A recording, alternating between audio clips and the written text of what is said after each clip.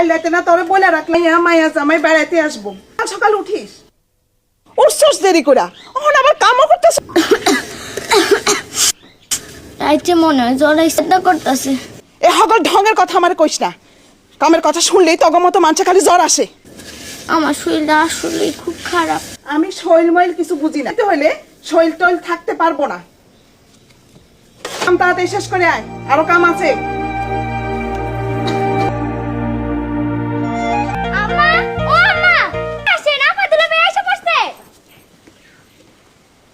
আসেন মা, ও মা, তুমি কেমন আছো মা? কতদিন তোমার দেখি না, তুমি কেমন আছো? ভালো আছো? জি, আপনি ভালো আছেন?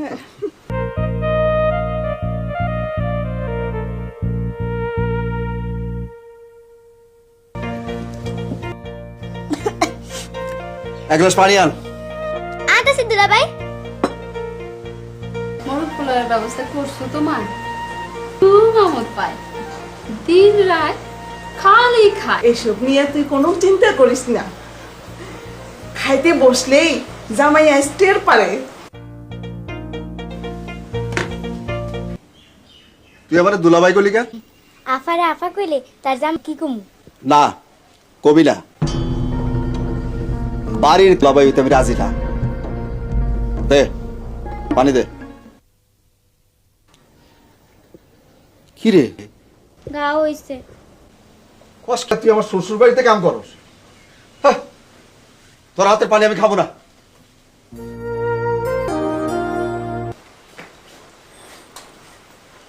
তোমাদের বাড়ির থেকে আমার এক্ষুনি চলে যাও। হাম ভর্তি পচা খাও, এমন কামের সেমরি খাওয়ার পানি নিয়ে আসে।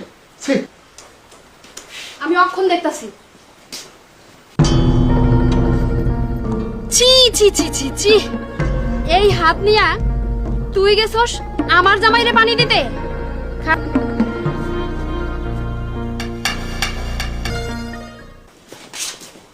তোমার জামাই খুব রাগ করছে। কস কি?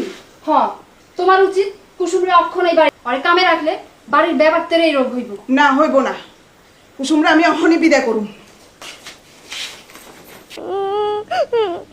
আমার দোষ কি? কোনো কথা আমি শুনুম না, পারবি না। অক্ষণ তুই আমার বাড়ি থেকে বিদায় হবি। কিন্তু আমি যাবো কই?